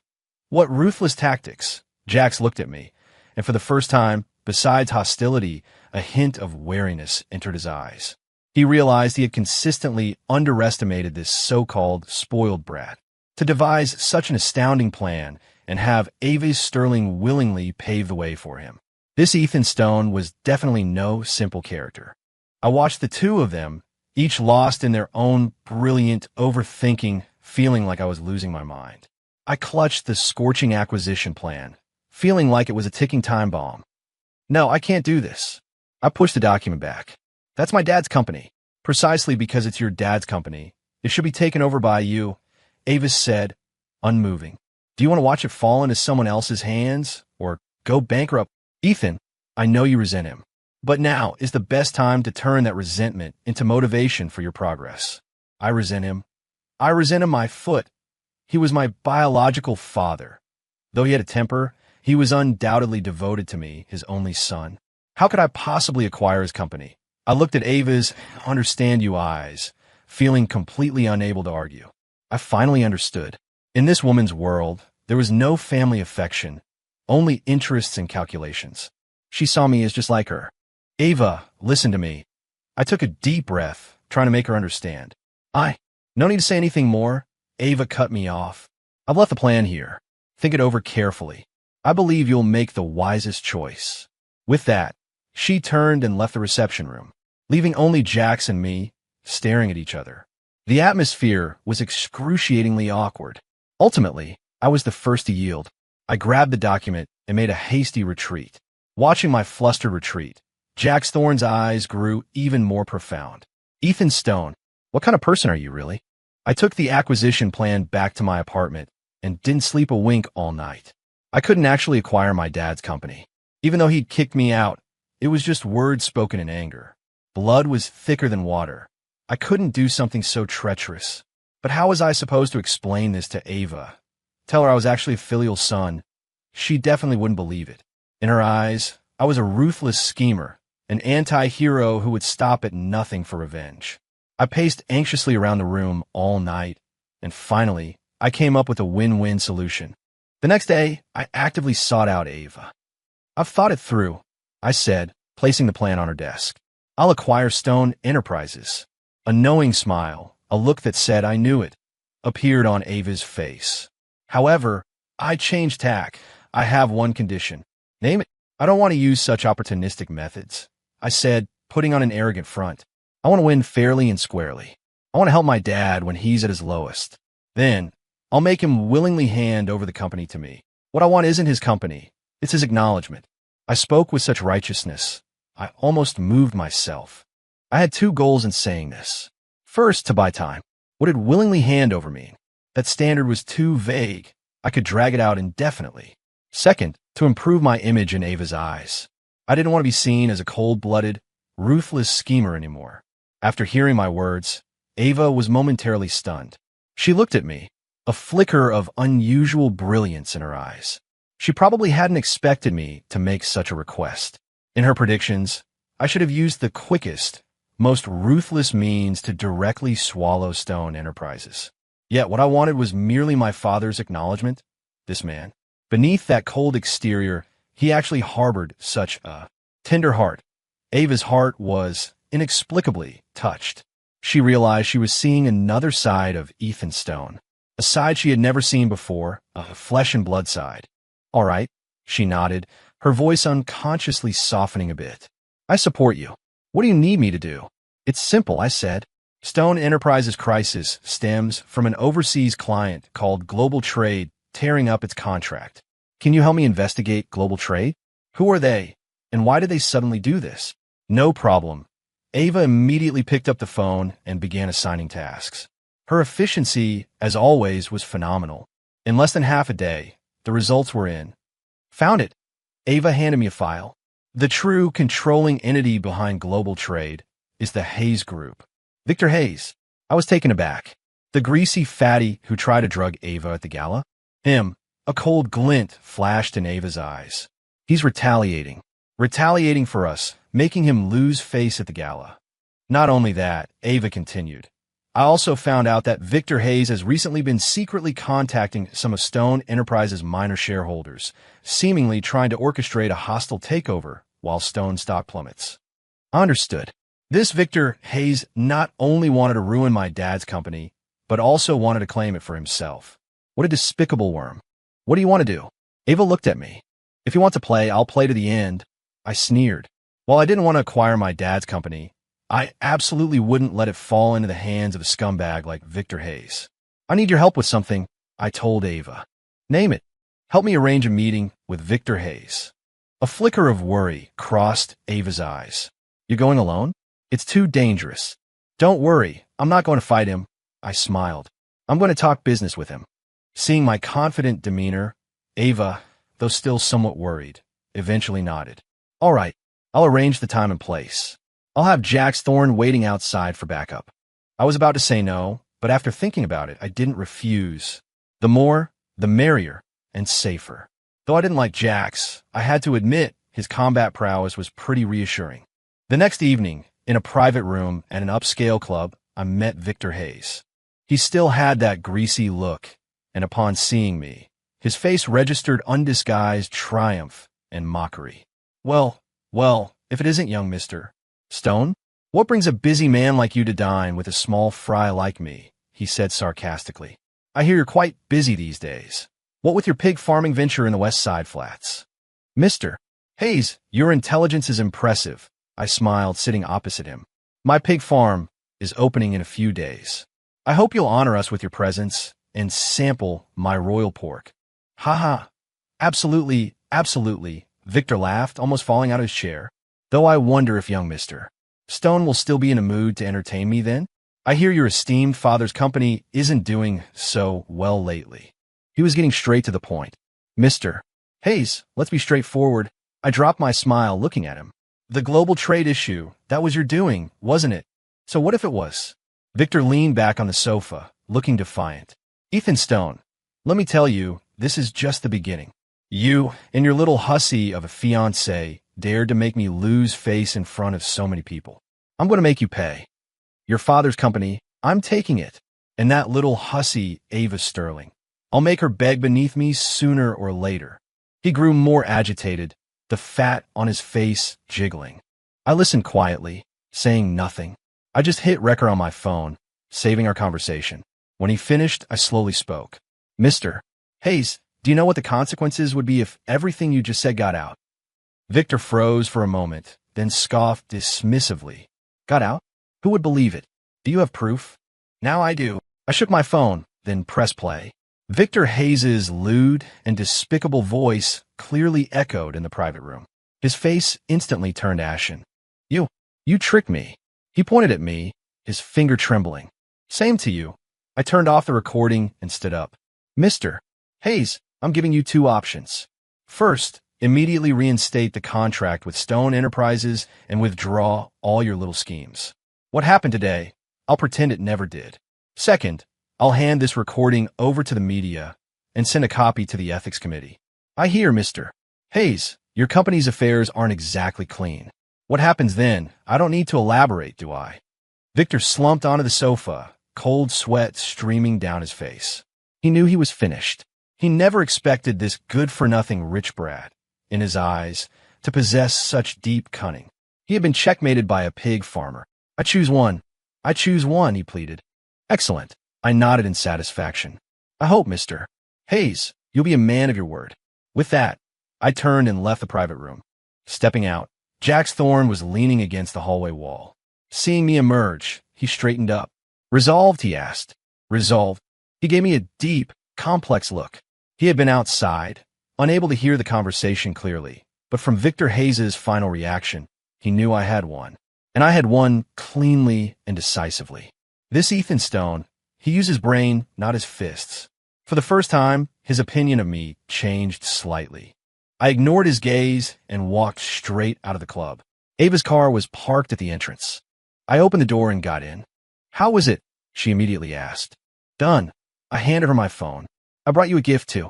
Ava played the recording. When she heard Victor's vulgar words, a cold, murderous glint flashed in her eyes. How do you want to handle him? She asked me. He's all yours. I leaned back in my seat, closing my eyes. I am exhausted. I truly was exhausted. Battling wits with these cunning people was more tiring than manual labor. Ava looked at my weary profile and said nothing more. She simply reached out, gently, and brushed a stray lock of hair from my forehead. Her touch was light and soft. My body stiffened, and I abruptly opened my eyes. Our gazes met. In the dim car, I saw something in her eyes I had never seen before. It wasn't admiration or scrutiny or even pity. It was tenderness. My heart, for no reason, skipped a beat. The Victor Hayes incident was quickly resolved. Under Ava's thunderous methods, Hayes Group plunged into a massive crisis overnight. All sorts of scandals were exposed. Tax authorities and corporate regulators swarmed their offices.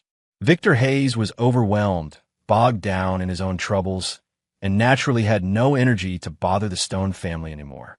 He not only promptly reinstated his contract with Stone Enterprises, but also personally visited my cheapskate father, Robert Stone, to apologize profusely. Stone Enterprises' crisis was thus averted. Robert Stone called me.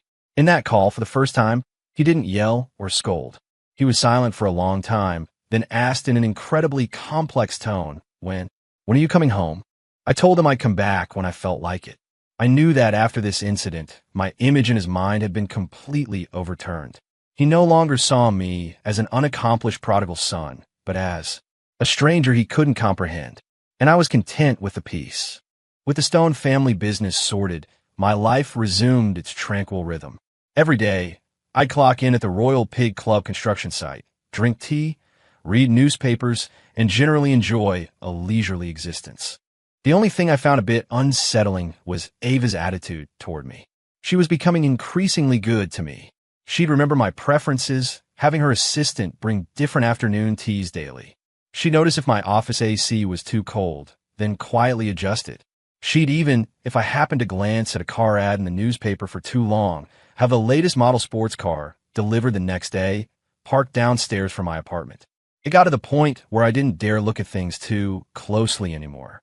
I was afraid if I stared at a utility pole for too long, she'd buy me an entire power company the next day. Her goodness put immense pressure on me. I always felt like she was raising a pet, and I was that carefully caged golden bird. No, a golden pig. Jax Thorne's hostility towards me also grew daily. He probably thought Ava had been completely bewitched by me, this pretty boy. Every day, he'd glare at me with eyes that screamed, "You treacherous minister corrupting the queen," sending shivers down my spine. Several times, I saw him about to charge at me, only to be stopped by Ava's icy stare. I felt like a meat sandwich caught between two high-voltage wires, liable to be charred at any moment. One day, I was dozing in my office, pondering my next takeout order, when Ava pushed the door open. "Ethan, there's something I need to discuss with you." "What is it?" "Our pig farm is officially opening next week," Ava said. "I plan to hold a grand opening ceremony, inviting celebrities and dignitaries from all walks of life." Oh, I nodded. She had mentioned this before. "At the ceremony, I hope to have a special guest to endorse us." "Who?" "Chloe Davis." When I heard that name, I nearly fell off my chair. Chloe Davis, that was the country's top pop sensation. Millions of fans, a single tweet could trend nationwide. Invite her to endorse a pig farm. Ms. Sterling, aren't you overestimating our Royal Pig Club a bit? You can get her. I stammered. Through normal channels, definitely not. Ava shook her head. Her schedule is booked through next year, and given her status, she wouldn't accept this kind of commercial event. Then why even bring it up?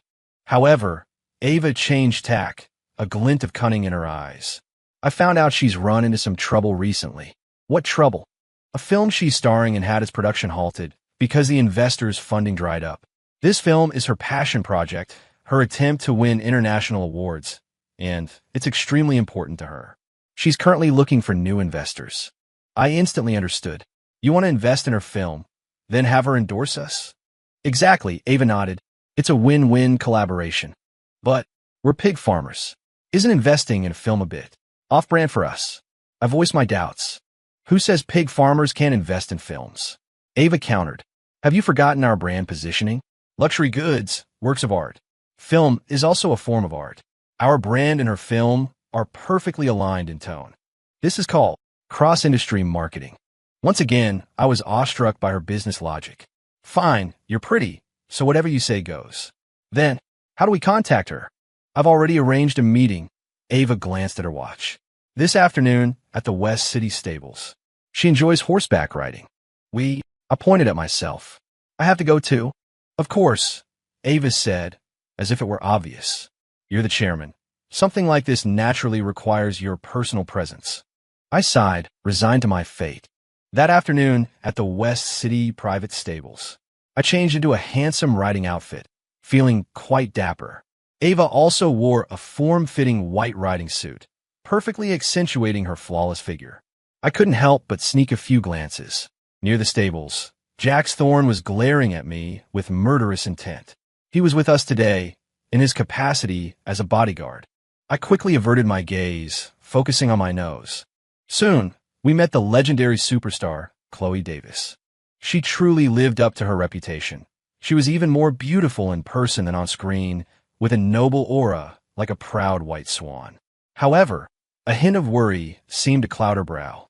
Ava stepped forward, shook her hand, and introduced herself. When Chloe heard we were representatives of the Royal Pig Club, a subtle, unusual expression flickered in her eyes. She probably thought it was quite surreal that two pig farmers were talking to a superstar about film investment. "Ms. Davis, why don't we chat while we ride?" Ava suggested. "All right," Chloe nodded. The three of us, on horseback, slowly rode across the field. Ava got straight to the point, explaining our intentions. When Chloe heard we were willing to fully fund her film, covering the $300 million funding gap, a clear look of surprise and delight flashed in her eyes. But she was experienced in high-stakes situations and quickly regained her composure. Ms. Sterling, Mr. Stone, I appreciate your sincerity, she said slowly. But forgive my frankness. Why would you invest in my film? As far as I know, the agricultural and film industries don't seem to have much in common. Ms. Davis, you're mistaken. I cleared my throat, deciding to take the initiative. I couldn't always let Ava carry the entire conversation. That would make me, the chairman, seem useless. I had to demonstrate my value at a critical moment. I took Ava's cross-industry marketing theory, embellished it, and rephrased it in my own words. We don't raise pigs. We raise dreams. Our pork isn't just food. It's a work of art. And Ms. Davis, your film is also a work of art. Only when art collides with art can the most dazzling sparks be created. We're not investing in your film. We're investing in your artistic pursuit. We hope our brand, alongside your name, can be etched into cinematic history. I spoke with such passion, I almost moved myself. Chloe Davis listened wide-eyed. She probably had never heard anyone so eloquently combine pig farming and art in such a fresh and refined way. She looked at me, her eyes filled with curiosity. And Ava, beside me, looked at me with pride. She seemed to be saying, "See, this is the man I'm interested in." Her gaze made me a little self-conscious. Just then, an accident occurred. Chloe Davis's horse, startled by something, suddenly neighed, reared its front hooves high, and then bolted, galloping madly toward the distant woods. Chloe cried out, gripping the reins tightly, but she couldn't control the frightened horse. The situation was dire. "Quick, save her!" Ava's expression changed, and she immediately spurred her horse to pursue. I quickly followed suit, but our riding skills were clearly no match for the runaway horse. Just as Chloe was about to be carried into the dangerous woods, a dark figure, like lightning, shot past us. It was Jax Thorne. He had mounted a horse some time earlier, and he was riding the largest, most magnificent black stallion. He crouched low on its back, man and horse as one, moving with astonishing speed. The Dragon King lived up to his name. His horsemanship was so good, it was a shame he wasn't in the Olympics. In a few breaths, he caught up to Chloe's horse. He extended his long arm, wrapped it around Chloe's waist, lifted her from her saddle, and gently placed her on his own horse. Then, he reined in, and the black horse let out a long whinny, rearing up before coming to a complete stop. The entire sequence was fluid, breathtakingly cool. From a distance, I watched dumbfounded. What a Dragon King saves the beauty scene. The script, finally, had returned to its proper track. I practically wanted to applaud Jax. However, when I saw Chloe, pale and shaken in Jax's arms, I suddenly felt that something wasn't quite right. Wait a minute. In the original novel, wasn't Jax supposed to save Ava? How did it become Chloe Davis? Did my appearance trigger a butterfly effect, causing the plot to diverge? I looked at Chloe in Jax's arms, then at Ava, who stood nearby, looking shaken. A bold and absurd thought formed in my mind. Could it be Jax's romantic interest was about to change? Chloe Davis was quite shaken after being rescued by Jax Thorne. We quickly took her to the stable's lounge. Ava went to contact Chloe's agent, while I was left to comfort her. Jax, the hero of the hour, stood by the door like a silent guardian, cool and unmoving. The atmosphere in the lounge was a bit awkward. Chloe sat on the sofa, wrapped in a blanket, her face still pale. "Thank you, Mr. Thorne," she said softly to Jax by the door. Jax merely gave a cool nod, saying nothing. Chloe then looked at me, a hint of gratitude and curiosity in her eyes. "Mr. Stone, thank you very much for everything earlier." "You're welcome. It was nothing," I smiled. "Are you all right, Miss Davis?" "I'm fine, just a little startled." She shook her head, then looked at me, asking, "Mr. Stone, were those words you said earlier serious?" I knew she was referring to my pigs and dreams theory. "Of course, I was serious," I said, putting on a brave face. "You." She seemed about to say something, but hesitated. "Ms. Davis, please speak your mind." "I just feel." She organized her thoughts. You're very different from what I imagined. Oh, what did you imagine me to be? I asked with interest. I thought someone who could spend hundreds of millions building a pig farm would be. Rather, a boorish, rich bumpkin. She chose her words carefully. I was amused. It seems my image has given you the wrong impression. No, not a wrong impression. She shook her head, looking into my eyes very seriously. It's a pleasant surprise. I've never met an entrepreneur like you. You have a very special quality about you. Special? Yes, she nodded. A quality of an idealist who lives and breathes for dreams. Me? Lady, do you also misunderstand me? What kind of idealist am I? I'm just a slacker who wants to live comfortably. How come, in your eyes, I become all these weird personas? First, the scheming manipulator and tragic avenger in Ava's eyes. Now, an idealist in yours. I beg you all, can you please see me for who I truly am? I'm just an ordinary, unremarkable person. Just as I was silently lamenting to the heavens, Ava and Chloe's agent walked in together.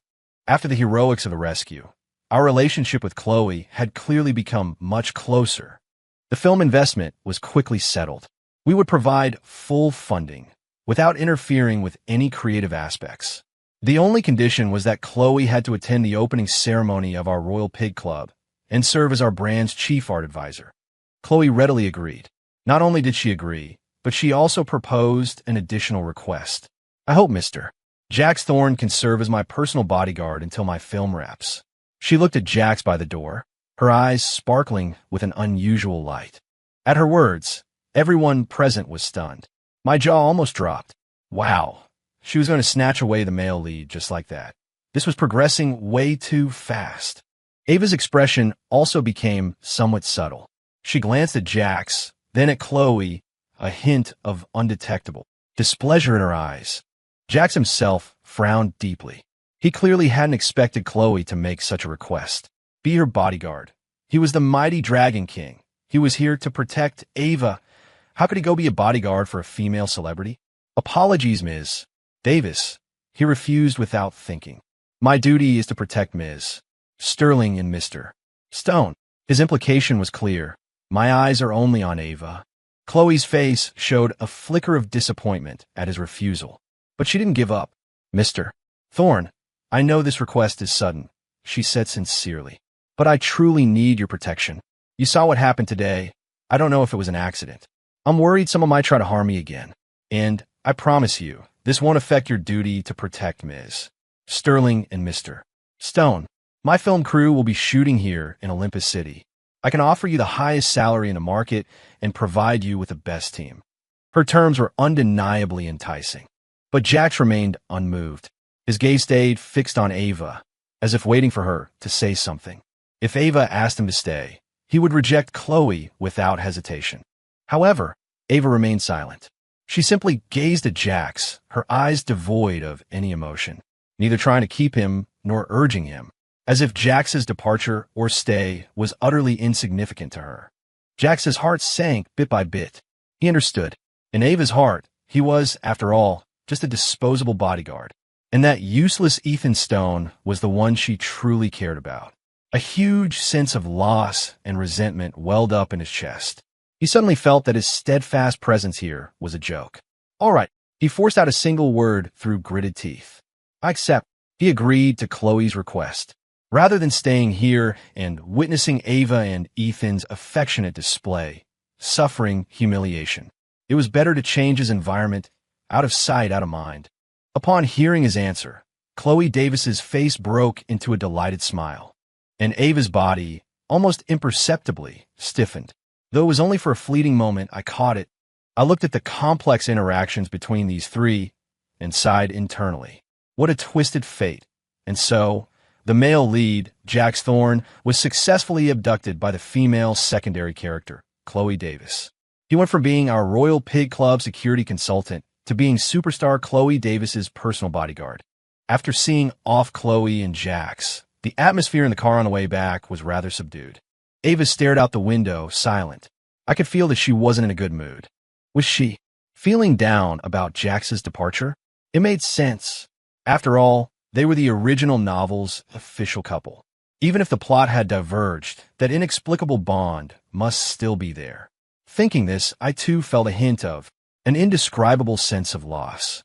If Ava and Jax could truly rekindle their romance, would I finally be completely free? What are you thinking about? Ava's voice suddenly broke the silence. Nothing. I snapped back to reality. Just thinking, now that Jax is gone, what about security for our pig farm? I'll find someone else. Her voice sounded cold. Silence fell in the car again. After a while, she suddenly turned and looked at me. Ethan, if she looked into my eyes, asking very seriously, if today Chloe Davis had invited you, would you have accepted? I froze. Why was she asking that? Me? I pointed at myself, giving a self-deprecating laugh. Who am I to be invited by a superstar to be her bodyguard? I can't even lift heavy things or carry my own weight. I'm not asking about that. She cut me off. I'm asking if you would leave. Her eyes held a hint of tension I couldn't quite decipher. I looked at her and suddenly understood something. She wasn't feeling lost over Jax's departure. She was afraid that I, too, would leave her like Jax. My heart suddenly clenched. I looked into her beautiful eyes. In them, there was no longer cold calculation or scrutiny nor pity. Instead, it was a kind of almost fragile dependence. I suddenly felt like I couldn't, after all, leave. I opened my mouth, wanted to say something witty to break the heavy atmosphere. But what came out was something else. A statement that even surprised me. No. My voice was soft but firm. I'm not going anywhere. Ava's eyes instantly lit up. That light was more radiant than all the stars outside the window. The Royal Pig Club opening ceremony was an unprecedented success. With the endorsement of superstar Chloe Davis, the attention of all of Olympus City, and indeed the entire country, focused on our off-brand pig farm. On opening day, celebrities gathered, stars twinkled. Everyone who attended was shocked by the luxuriousness of our pig farm. Climate-controlled, smart pigsties, comparable to five-star hotels. Piglets listening to classical music, eating organic feed, even having their own swimming pools and playgrounds. This isn't pig farming. It's raising royalty. I've lived my whole life, and this is the first time I've felt that I live worse than a pig. Guests exclaimed in awe. And our king pig pork officially debuted. Prepared by top chefs, the taste was simply divine. Melt in your mouth, rich but not greasy. Everyone who tasted it raved about it. The opening ceremony was a massive success. The Royal Pig Club and King Pig pork became a nationwide sensation overnight. Our pork was selling at exorbitant prices, but orders kept pouring in. No one had expected that this crazy plan, mocked by the entire city for months, would actually succeed, and in a way no one could comprehend. I, Ethan Stone, transformed from the city's laughingstock into the business world's most sought-after prodigy. Countless investors and partners flocked to our company, and I remained the hands-off boss. Everything was handled by Ava. My daily life was still drinking tea, reading newspapers, and waiting to go home. But the people and events around me were quietly changing. My cheapskate father, Robert Stone, had completely put his mind at ease about me. He no longer urged me to come home, but every now and then, he'd have Mr. Henderson send me some tonics, telling me to take care of myself. Our father-son relationship seemed to have reconciled in a strange way. Jax Thorne, after becoming Chloe Davis's bodyguard, rarely appeared in my sight. I'd occasionally see his cool face in entertainment news, appearing next to Chloe. I heard rumors that something was brewing between them. The Dragon King's romantic interest truly seemed to have shifted. As for Ava and me, our relationship grew increasingly subtle. She no longer saw me as a manipulative schemer to be guarded against, nor as a pet to be carefully tended. She saw me as a partner, someone she could stand side by side with. We discussed the company's future together, planning new business ventures. Although most of the time, she was talking and I was listening, but that feeling was very comfortable. That evening, after a celebration dinner, Ava had a little wine, her cheeks flushed. I drove her home. When we reached her mansion, she didn't get out of the car. Ethan, she looked at me, her eyes hazy. Are you happy? What? Is all of this what you wanted? I fell silent. What did I want? To slack off, to live a carefree life. But now I was a highly acclaimed business prodigy, worth billions. This seemed to stray further and further from my original intention. But was I truly unhappy? I looked at Ava beside me and my reflection in her eyes. I suddenly realized that I wasn't that unhappy at all. In fact, I even enjoyed it. Enjoyed being needed, being relied upon. Enjoyed fighting alongside her, turning one impossibility after another into reality. I don't know. I answered honestly, but I looked at her and smiled, having you around. It feels pretty good. Ava smiled too. Her smile, under the moonlight, was breathtakingly beautiful. She suddenly leaned in and lightly, softly pressed a kiss to my cheek. It was light, soft, carrying a hint of sweet red wine. I froze completely. My mind went blank. What? What does that mean? I stammered. It means... Ava looked at me, her eyes shimmering, sultry, and inviting. Mr. Stone, are you satisfied with your CEO? If you are, I wonder if there's a chance for her to get a promotion and become Mrs. Chairman. I looked at her incredibly beautiful face, so close to mine, listening to her bold and direct confession. I felt my heart pounding, threatening to burst from my chest. The story seemed to have completely veered off course. I, the cannon fodder villain who only wanted to break off an engagement and save my life, not only didn't die, but had counterattacked and become a winner in life. And I was even going to abduct the original female lead and make her my wife? Could this really be happening? I looked into Ava's expectant eyes and suddenly felt that, to hell with the original novel, to hell with the plot. This life now is my life. I reached out, wrapped my arm around her waist, and pulled her closer. Want a promotion? I echoed her earlier tone, leaning in and whispering in her ear, well, that depends on your performance from now on. At the end of the story, I didn't immediately say yes, because I knew this game had only just begun, and I was no longer just a reader trying to escape. I was Ethan Stone, the one and only protagonist of this new world. End.